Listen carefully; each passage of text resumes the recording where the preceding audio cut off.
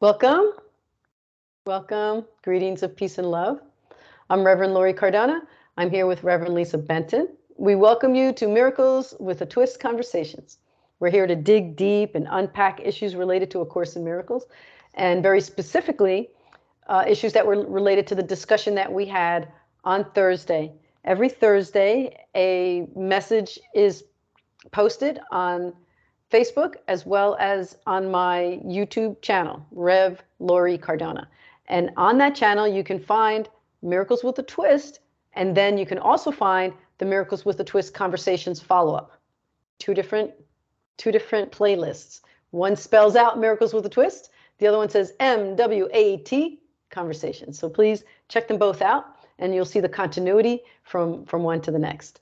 So it's good to be together. It's our last video podcast of the year.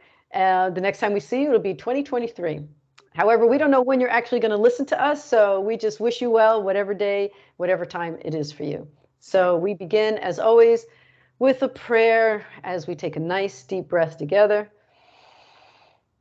Exhale, place your hand on your heart and feel your heartbeat.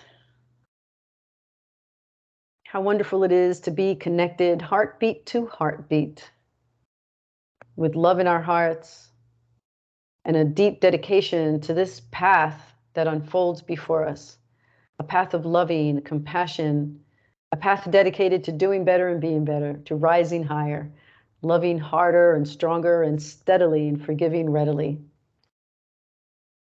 And as we come to the end of this year, 2022, we ask all that is holy and sacred to surround us in light and in love, to guide us into the next year with continued dedication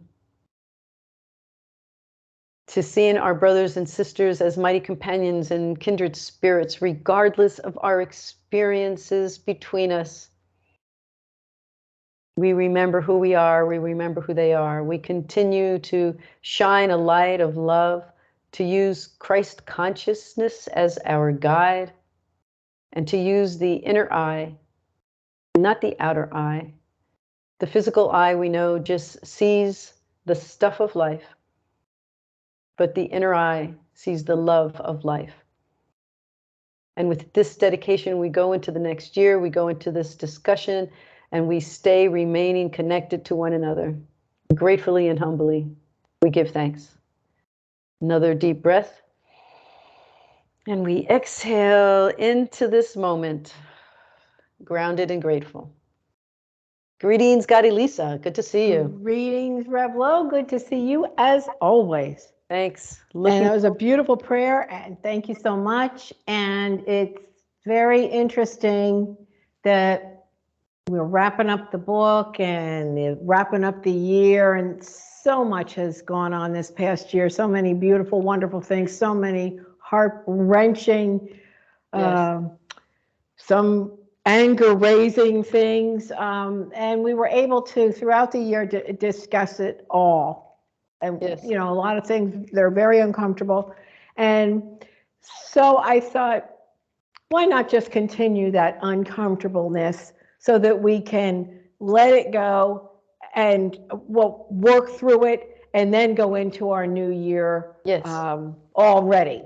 Great. So as you know, and as those who have seen the video know that we were in the Song of Prayer section on forgiveness. And we went directly to Forgiveness to Destroy. Yes. Which that just kind of sounds almost like an oxymoron, you know, forgiveness to destroy. But as we will go into it, we will see how easy it is to destroy as we are allegedly forgiving. But what I'd like to start out with is just, it's the last couple of sentences of the introduction to the section on forgiveness. And I really like this. I read this chapter a couple times, and of course, every time something else jumped at me. But I just thought this would be a great way to start today. And it says, unlike the timeless nature of its sister, prayer, forgiveness has an end. For it becomes unneeded when the rising up is done. Yet now it has a purpose. Yet now it has a purpose beyond which you cannot go, nor have you need to go. Accomplish this, and you have been redeemed. Accomplish this, and you have been transformed. Accomplish this, and you will save the world. And I thought that was just a good way to start, because we're going to get a little deep here with the forgiveness to destroy. But I thought it was really neat the way, because we had just left the prayer section of Song of Prayer. And it said, unlike prayer, which we do unceasingly, and our thoughts are our prayers and so forth, forgiveness has an end when we have done all the work and everything. Forgiveness, we are there. We've accomplished this peace that passes all understanding. So I just thought that was really a neat way to start today. So what do we mean by forgiveness to destroy? There are so many ways to forgive while we are destroying those we are forgiving. And I know for me, and I would have to say anybody who's ever really delved into forgiveness has found themselves in a forgiveness to destroy. You gave a great example on Thursday of something that you had seen online where a woman had kind of, I guess she was a little bugged or miffed about where someone was on their spiritual path. And then she said something like, and then I realized that, we're all on different paths or something. And I can't really remember exactly what the story was, but she had this kind of epiphany that was quite beautiful. And had she stopped at that, realizing that she was perhaps judging someone as opposed to forgiving or whatever, she said, yes, I realized how arrogant was I to think that that person should be at the level that I am. No, that is a total forgiveness to destroy. To see ourselves as anywhere beyond or below where we are, that's arrogant. It's simply arrogant to see ourselves, to see anyone, to see any levels. We know that we've all been in the presence of people that might make us kind of rock our peace. We've been in the presence of people where the hair on our arm stands up and we don't understand it. People are where they are. We're all teachers, we're all students, and it's always changing. But the forgiveness to destroy is the easiest and most destructive way to forgive. And for example, if someone does something that ticks me off or whatever, and I am fine, I get it, I understand. Whether I say this or not, this is not a wholehearted forgiveness. This has not helped me to see this differently. So I can see, why is this rocking me? Why am I having an issue with this person? Yeah, this person has maybe attacked me or something and caused me to defend myself or whatever, or made me feel that I needed to defend. So, but I'm better than that, so I'm going to forgive because I know better. That's not forgiveness, but it can so easily be, it can feel like forgiveness. I understand you don't know the things I know. You're not where I am. So it's condescending, it's cruel. And that's why I think that chapter uses forgiveness to destroy, not unloving forgiveness, which it would be saying the same thing. But that's something that really, I believe, calls me to account. And as I read this chapter through a couple of times, going before the part about forgiveness to destroy, and then going beyond forgiveness to destroy, I was just so grateful because I became aware of so many ways that this can happen. And it is always, and I can say always, me. It's always me. If I get into a situation where I am actually not looking at myself, which in a situation or hearing something, whatever, that requires my forgiveness, I can very easily get into there is only, love, and if it's not love, it's fear, and so this, I love this person, and it's not from the heart, it's not from the spirit. There's no seeing things differently for me, so the same thing's going to happen in a day, 2 days, whatever. The same thing is going to happen.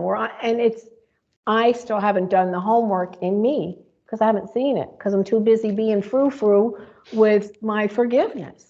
So I was thinking about this, and I have been very prayerful about it. And of course, as I've mentioned the past few weeks, the synchronicity kicks in. You had told me a couple of weeks ago doing a half-day seminar on quantum forgiveness. Yes. And I thought that was going to be really neat, and I'm sorry I can't be there. But a few nights ago, I woke up and I came right out of a sleep, and the words radical forgiveness came to my head. Now, I wasn't having there was no dream behind it that I could recall. I didn't, it was like, is that you, God? Or whatever. I didn't know what it was. And I went back to sleep. But when I woke up in the morning, I was like, I woke up to radical forgiveness.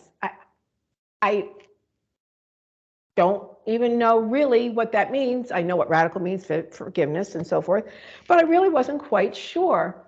But I did know that forgiveness, since Thursday, had been working on me because of this forgiveness to destroy. And I really want to really work on that. But I don't have a situation where I'm working on it right now. I don't have anybody I want to destroy or forgive or whatever. Things are good. But so I thought, I'm going to do a Hawaiian ritual that I learned in seminary, Sacred Journey Interfaith Seminary. Yes. And in fact, when I had to present a ritual, that's the ritual I chose. And it's called Ho'oponopono, and as you know, and it requires only 4 words. And it's, I love you, please forgive me, I'm sorry, thank you. You can say them in the order that you want, but those are the 4 words. And those are very powerful. And we had learned in school, in seminary, that this was a wonderful thing to do when we see things on TV, or we hear a horrible story, or we hear something terrible is going on in our personal life, families suffering, whatever, when we don't know what to do. If we can say these words, I love you, please forgive me, I'm sorry, thank you, we have put such wonderful things out into the world. And so I use Ho'oponopono a lot. And so that came to me because I knew something was going on with me with forgiveness, because I had first heard about your seminar, then we had the Forgiveness to Destroy, and then I wake up with this forgiveness thing in my sleep, this radical forgiveness. And so I know God's working on me through me using forgiveness, and but I don't know what it is. And so Ho'oponopono really helped me to feel, okay, I'm just going to give it to you, Spirit. I'm going to love the world. I'm going to put it out there. Where I'm blocking forgiveness, you'll show me. I know that. So at least I felt good about that. And then I got a newsletter. You send out a newsletter. And by the way, if you're not on Lowe's newsletter list, please get a hold of her so that she can get that to you through Gmail. And also you can get on her daily app. So just wanted to put that out there. But you had sent out your end of the year newsletter, and there was the reminder. Well, it wasn't a reminder, it was a calendar portion, and it was the quantum forgiveness seminar.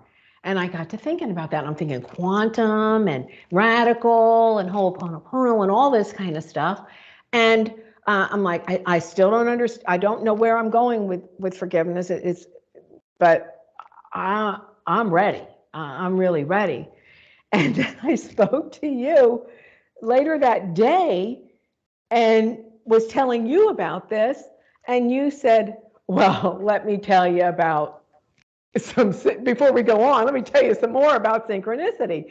And you said that your friend had called you and said that with your quantum forgiveness seminar, she wanted Ho'oponopono. And I was like, oh my gosh. Well, all I know is, and this is what I think is so important for me and what I've gotten between Thursday and today, which is quite powerful, is that we need to be always in a state of forgiveness. Yes. That's the way I'm getting it. A state of forgiveness, just like that's praying unceasingly, is that state of forgiveness. I'm not looking to judge you. I'm not looking to attack. I'm not looking to defend me. I am just trying to be in a state of forgiveness always. And with that doesn't mean that I go around looking for little things to forgive, because that's a little ugly, and that's forgiveness to destroy. But to see that Spirit is just working constantly on forgiveness. And this is the end of the year. And if I had one word to describe A Course in Miracles, it would be forgiveness. Yes. And of course, the next little section of Song of Prayer is healing, which would be, if we go into it deeper, we're going to come out with forgiveness, because everything is forgiveness. Yes. And so that is what I just wanted to share with everybody, that as we wrap up this year, if we can do our lessons, our whatever readings to enhance our lessons, we can listen to A Course in Miracles on Thursdays, listen to Course Conversations. Please send comments. We always ask people to send comments. People talk to us, but they don't put anything down for anybody else to see, and that's okay. But we want to hear from you, because going into this year, I can see where I'm going to be challenged in my forgiveness, but I'm going to be, I will be able to expand my awareness of where that forgiveness needs to come from and be sent out. So that's my thing that's my New Year's resolution, is to do whatever I can to live in a state of forgiveness. I love that. I love that, Gadi Lisa, when they say prayer is forever, that part that says we're constantly in prayer, we can be in prayer constantly, but we can also be dedicated to that state of forgiveness. And I love that idea, and I'm going to join you in that, because it's so different from forgiveness to destroy. Because forgiveness to destroy is, as they say in the recovery community, taking other people's inventory. Yes. And then applying some secretly veiled arrogance, veiled with spiritual words, to say, this is how you should be, because I want you to be at this level that I think I am at. And the Course tells us all the time, don't fill yourself with grandiosity, fill yourself with the grandeur, which is the truth of who you are. The grandeur of who you are is to raise your consciousness to this Christ consciousness, to be able to see everybody as our brothers and sisters. And if we're seeing them as brothers and sisters, we're not judging them. We're not saying I'm better than you or you're better than me, inferior or superior. And that is a challenge, and that is something that Bill and Helen struggled with.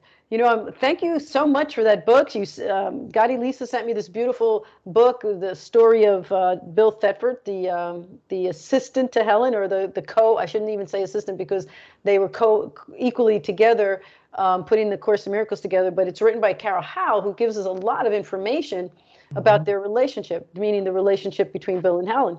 And it was very adversarial. They argued frequently, and then they would be upset with themselves because they were in direct conflict with everything. And then when they were writing and scribing and listening to the voice, which we believe is Jesus, they were focused and they wanted to do it. Bill was like, I want to do this. And the reason, they say, that Bill died with a complete and total sense of and state of peace was because he truly believed he had forgiven everything and everyone. Yes. And it's one of the last things he actually said. He said, I'm so happy. I have no more forgiveness work to do. I've done it all. And I believe that he meant specifically to personalities and people. Whereas Gary Renard, who wrote Disappearance of the Universe, and I'm not sure he talks about being in a state of forgiveness, but he just says forgiveness is constantly at play as opportunities. And so he says it's not just about people; it's about everything. I wanted to get there at 5 minutes, but now I've got the light. Forgiveness opportunity. Yeah, the other night. Oh, it was just last night. I was having dinner with some friends, and the waitress brought me a new. She refilled my glass of water, and I guess, I don't know how this happened, but I guess there was water, it gets condensation on the outside of the glass. And so I was like really happy to get my water glass refilled. And when I picked it up, it slipped out of my hand, and it was a heavy glass. It made a big loud bang on the table. Then it fell to the ground, and it's like a crowded restaurant with lots of tables, and there's like all these people looking over. And I'm like, I don't even know how that happened. I don't know how that happened. And so, next thing you know, there's, paper towels and wait staff and everybody. No, it's okay. It's okay. But I needed to forgive myself. I realized that I was spending a little bit of time like feeling shameful, feeling sorry, feeling what's wrong with me. Like all of a sudden I created this mini monster just because I dropped my glass, And so forgiveness opportunity for me, toward myself, but it's everything. You get a ticket, forgiveness opportunity, remember the old fashioned word we used to do was meter maid. Whoever put the ticket on your thing. And, there's so many things that we can look at and say, oh, forgiveness opportunity inwardly, inside our hearts, not like, oh, well, guess what I'm going to do for you. But no, just say, you know what? I'm going to forgive myself because I'm activated. I've got a reaction to what has occurred. And so and so many people decide to define other people's behaviors, it's grandiosity and it's arrogance. And it sounds very judgmental on our parts because we're using a label, but that's what the Course is telling us. The Course said you can get locked into arrogance, and to be careful with that. And I had this thought while you were talking, and I don't know why this particular thought came to me, because it's just an example. But let's say we're having coffee together. We're sitting down, we're having a cup of coffee, and we're both a little, easily distracted, and I put in a couple of teaspoons of salt in your coffee instead of sugar, right? So you go to take a sip, and you're like, whoa, what did you do, Revlo? Now, together, we're deciding that the coffee's really bad, right? But in relationships that are being evaluated by people's arrogance, and suddenly everybody's a diagnostician, they're like, oh, you're toxic. That's a toxic person. No, it's the ingredients. It's the ingredients that makes toxicity. It's two people coming together, maybe three, maybe four. It's wherever the toxicity it is. It's because it was created by everyone involved. Just like the bitter coffee that I made. It's like, together we're recognizing that it's bitter. It doesn't make anyone bad. So I truly believe that when people start pointing the finger, if you're pointing the finger at somebody and calling them toxic, it's because you participated in it. It's like, what's the part that you played? Look at yourself. Look at myself. I look at myself. I have to look at myself. Right? Okay, yeah, so I added a couple of teaspoons of salt instead of sugar, and I need to look at my own mistakes.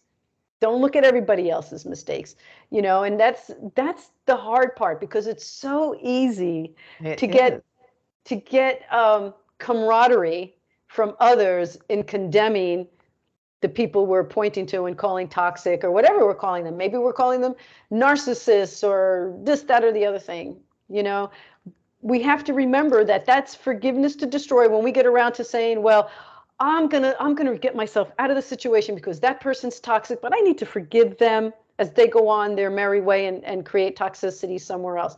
Well, they may not. Leaving you may be the reason they're no longer toxic. Exactly.